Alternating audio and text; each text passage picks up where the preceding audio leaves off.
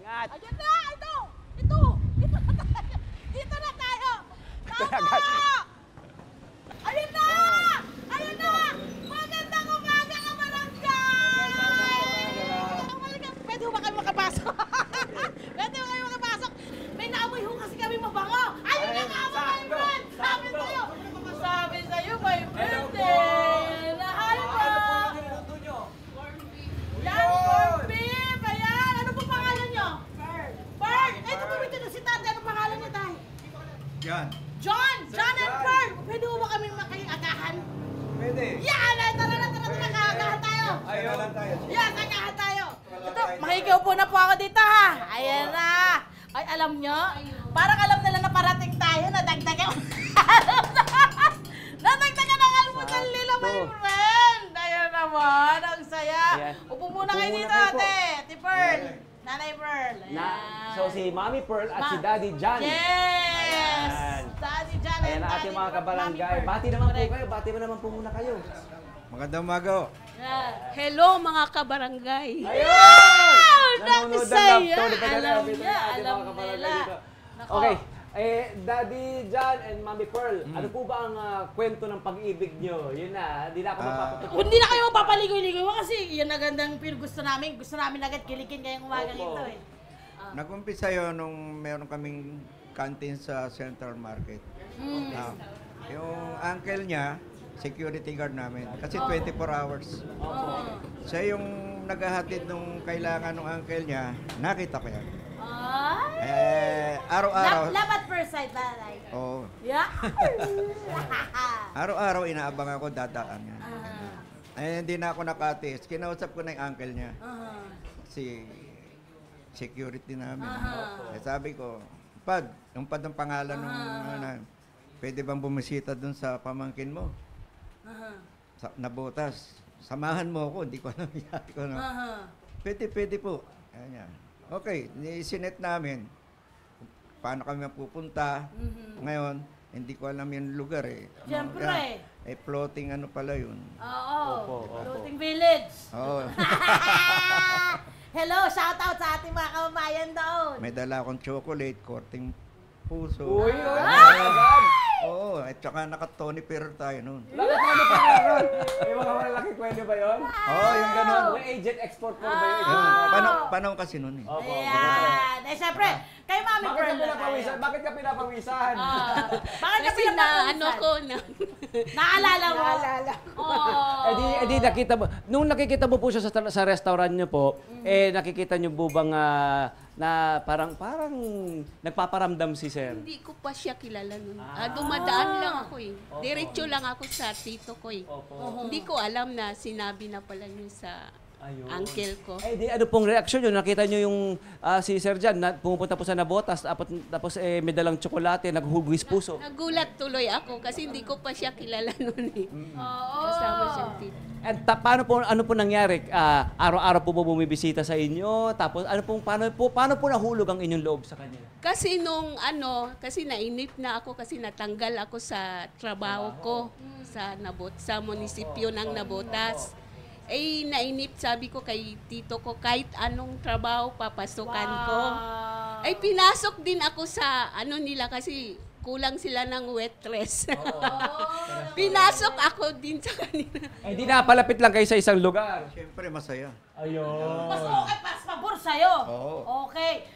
Di ko na kailangan. Ano po yung nagustuhan nyo? Ano po yung nagustuhan nyo kay Ang balita ko nanay? kasi sa Mami uncle Pearl. niya, galing siya ng Dumaguete. Ay, probinsya. Sa probinsya. Oo. Sabi ko, pag yung ganyan na galing sa probinsya, Oo. di ka mukha ng mga babae dito sa Manila. Oo. Na liligawan. Opo.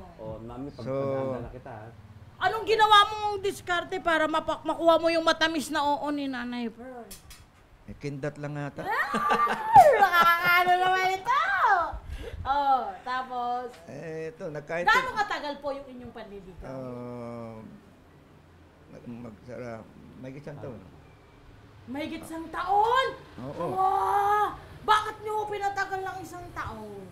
Kasi nung una, alanganin ako sa kanya kasi mas higher ang age. Oo. Edad ko kasi malayo sa kanya. Oo. 73 ko, 57 56 ka na. 58 ka ngayon. 14 years ang gap na. Ang Ano? gap ninyo. Ay, nakaabot na rin naman. Malapit! Diba? Malapit pa rin yun, tsaka sa pag-ibig. Walang pinipili Dad. dyan, walang edad Wala, yan. wala naman Lalo sa na edad kung yun, maganda ang iyong hangarin. Oo, Ayan. tunay naman eh. Nakita mo ba, Mami Pearl, yung magandang hangarin ni... Ay, oo naman, Oo. nakita ko na. Anong nakita mo sa kanya? Parang sa probinsya din namin, ang style ng Traditional. pangliligaw niya. Traditional. Maakyat ng bahay. Very traditional. Yes. Opo. Nagustuhan mo yun? Yes. So, doon ka po napa-oo? Sa ganun traditional na pamamaraan? Oo, doon ako na. Sinabi ko rin nung mga dinaanan ko nung kalakasan ko pa. Opo. Na Malakas ka bago naman siya. ngayon, bro. Bago siya, sinabi ko na lahat. Bakit mo yung ginawa ka si daddy para pinipigilan mo siya? Sabi Kasi kinakabahan siya, baka raw may sabihin na namang iba. Baka mamaya ang dating na naman siya yung in love na in love. Pero ang totoo, si tatay naman talaga yung in love na in love. Okay. Siyempre pagdating sa pag-iibigan, hindi yan puro bed of roses. Diba? Lalo na at magkalayo ang inyong edad, possible na magkaiba talaga yung inyong pananaw sa buhay, mga values. Yan naman ang iniisip Ano po yung nangyari? Yan ang yung naman iniisip ko sa sarili ko nung niligawan ko siya. Hmm. Bata pa siya, kung anong desisyon niya, kahit na mag-ano ka pa, ako, tatanggapin ko. Kung alis siya. Ganun. Kung may mga pangarap pa siya na gustong gawin na medyo may iwan kayo, payag kayo doon. Kasi Galing. nagkamali siya o Oh. nagkaroon ng ano mo na, yung kasi sa probinsya, ibang ugali ng mga ano nila eh. Hindi ko pa nakita yung magulang. So, okay lang, sabi ko. Wow, ang galing namang pagmamahal no. Ate Pearl, ikain mo na rin nervous mo sa sinakwento na yung daddy dyan. Hindi ka, kain po tayo, kain po tayo. Salamat po sa inihandaan yung agahan. Oo, correct. May corned beef ito, may oatmeal pa, meron pang scrambled egg. Ito po, may Napansin natin, friend, French toast parang pa. hindi Oh. sila makanin. Ang almusal nyo talaga, agahan nyo ay ito.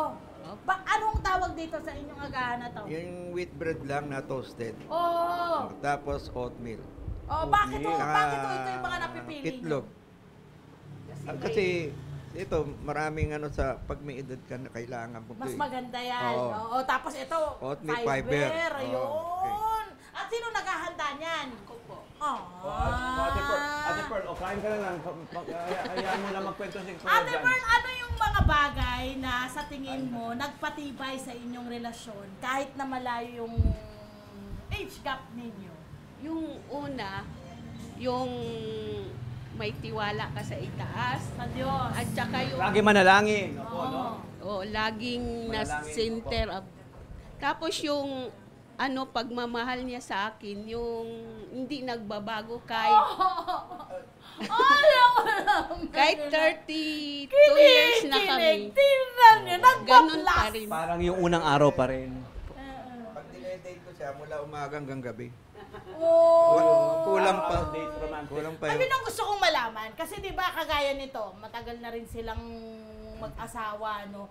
Talagang na ang susi din ay maging romantiko, no? Or Oo, ay- kung paano mo iniligawan, ituloy-tuloy, ganun po ba? Oo, siyempre. Oh, Yung isang araw talagang kulang. yeah. Oo. Ang pagpapakita mo ng pagmamahal. Siyempre, wala ka nang nakikita kundi siya eh. Oh. Di ba? So, Pagka- opo. Sige po dyan, Kuya dyan. tuloy Pag dyan. naglalakad kami, Excited na po ako sa mga ano tanong. ako sa sarili ko eh. No? Kung pwede lang doon ng halik-halik. Oh. Ilan na po ang anak niyo po, Kuya Jan? Dalawa. Dalawa. Ilan taon na po sila? Yung Mga isa, panganay ko 32, mga isa professional na. 26. Yung panganay ko, pare sila nagtatrabaho, no? Oo, Basta, sa malaking basta bahay. lahat At sila mga advertising. professional. Oo. Opo, may mga apo na rin po, syempre. Wala pa. Wala Yan pa. ang pangarap ko eh. Ayun na lang. Ay! Ano po ba ang pinagkakabalahan niyo po ngayon? Ano po ang bukod dito? Siyempre, na-enjoy niyo na po ang inyong Pagsasamahan. Oo, dito na lang ako. Pero yung meron akong ako puncturist ako eh. Yun eh. Opo. Oh, solid. May tawag, may service, sideline na lang. hobby na lang yun. Kasi inanuan ako ng mga anak ko na wag nang talaga magkulano doon sa Correct, acupuncture correct, kasi correct. matanda na ako, uwi ako ng oras. Kaya yung mga service na lang. Opo, opo.